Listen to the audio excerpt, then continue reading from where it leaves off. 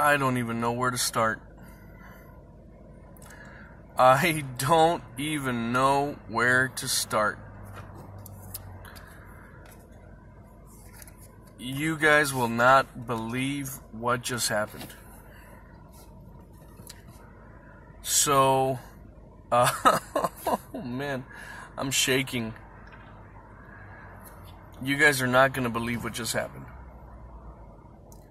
So, let me start off. I'll just tell it how it is. So tonight money was taken out of our account, out of our bank account. We had some unexpected charges on our bank account. Our bank account was basically left with $10 just to do just for gas. Just some little bills racked up and left us a little bit broke tonight. Just had enough money just to just enough money to. Sorry, I'm a little bit shaken up. You'll understand why. Just enough money to get some gas, and so I went to go do Lyft. I drove around Covina for a little bit,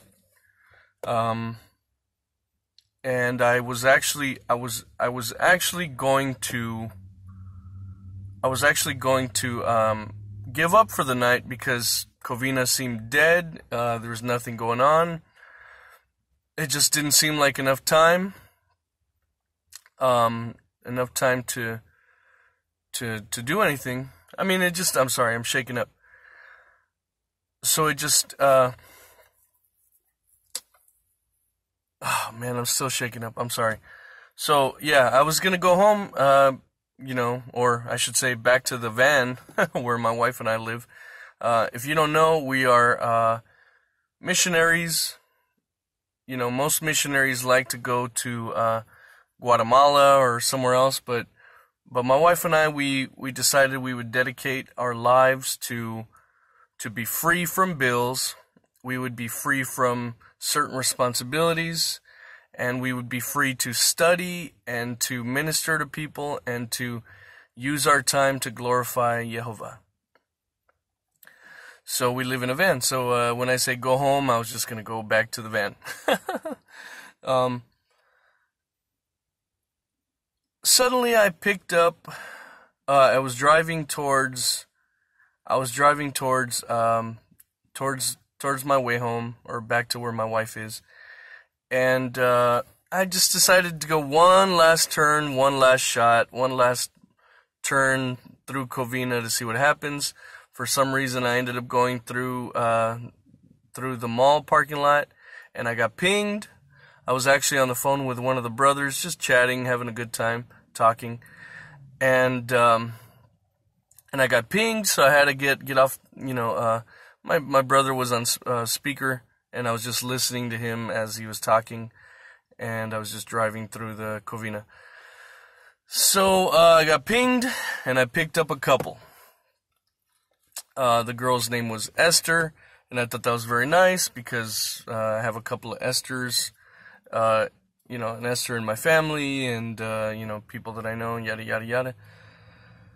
I picked them up, and we drove for a block, 2 blocks, less than 2 blocks. I pulled up to the light at Hollenbeck, and I was supposed to make a left. I was supposed to make a left turn. I was supposed to make a left turn on Hollenbeck. Get this. The light turns green, and it seemed as if everything was in slow motion. There's only one lane. There's only one lane on this little street. I think it's Garvey. There's only one lane. and there's only one lane. The light turns green. Everything happened in slow motion. Suddenly, I hear the motor and the screeching of tires wildly, like screeching of tires. I look in slow motion to my left. There's no cars coming to the left that are getting into an accident. The car in front of me, for some reason, is not moving, even though the light is green. I decide I have just enough room, okay? This is why you people should always leave enough room for the car in front of you, okay? I've had enough room to get out of the way. The car in front of me, he moved a little tiny bit. He moved a little tiny bit forward because he had the green light. I moved my car forward, and I made a right turn. It was a green light. I made a right turn. I got out of the way. Boom! A car was speeding, probably doing 50, 60 miles an hour, hits the car in front of me. This car would have hit me if I did not move out of the way. Here's the scary part. Everybody going forward had the green light. The car coming this way, a truck coming this way, he was about to run the red light. So this car would have hit the car that was in front of me that just got hit. So the car in front of me just got rear-ended by this car going 60-something miles an hour, pushed him forward, and this car coming this way was somehow swerved out of the way to miss the car in front of me because I made a right turn. The truck that was coming this way saw me turning right and managed to move like a dummy, move out of the way. But here's the thing, the truck would have T-boned the car that was in front of me. So here's the car that was in front of me. Here's my car going right. This car, boom, gets hit, and the truck misses the car that got rear-ended from behind. Wow. So I made a right turn. I avoided getting hit because I heard the noise behind me of this car screeching. It seemed as if this car was losing control or something. I heard the screeching of tires, and I got out of the way. The people in my car, my passengers, are Jehovah's Witnesses. I didn't know this. We were all so excited. We were all like so freaked out. And I said, I gotta turn around. I gotta go see if all these people are okay. So I made a right turn. I made another right turn. I got back onto the street where the accident was. And I came up to them and I asked the girl, she was okay, even though her car's totaled, smoke everywhere. I asked the kid in the Honda, the passenger was outside, but the driver said his back hurt. We turned around, we said, we're witnesses, take my number. So I gave the kid, the passenger, my number. I said, if the cops need to talk to me, here's my number. Just tell them I'm a Lyft driver. I have passengers.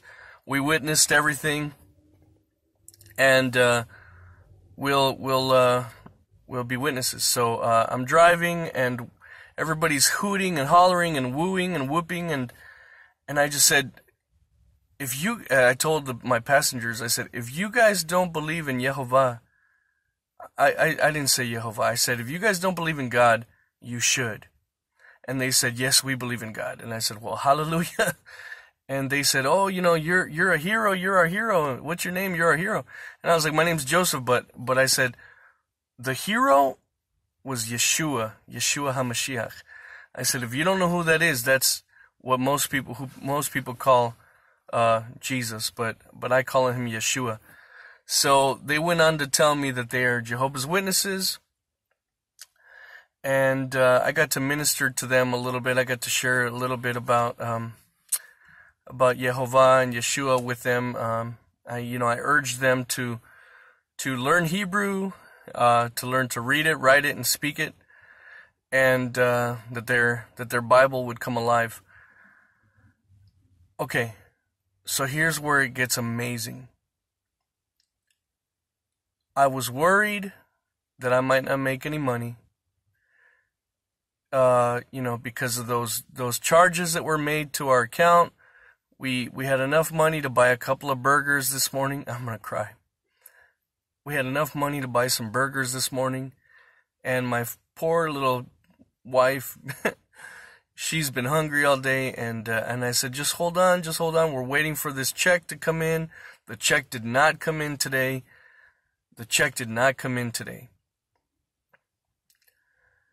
So, as the kids got out of the car, the two young couple, as they got out of the car,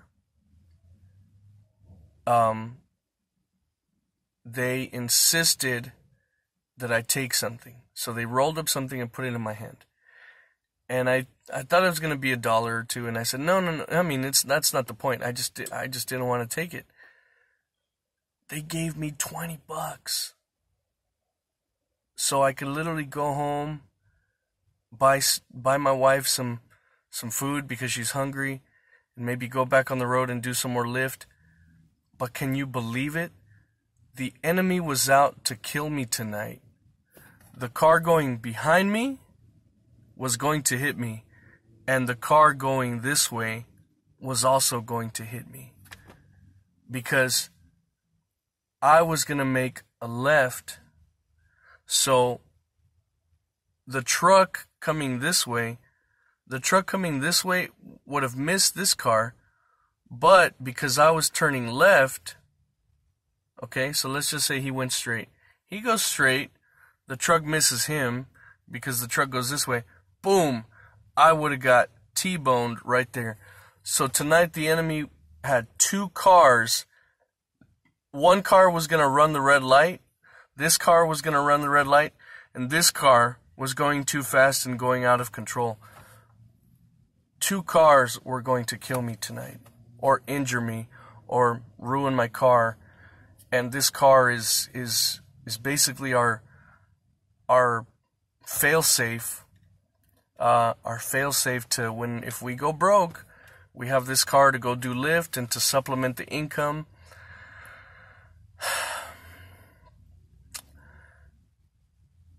So not only did Yehovah save my life tonight, Yeshua saved my life, but through the kindness of these strangers, I got a tip.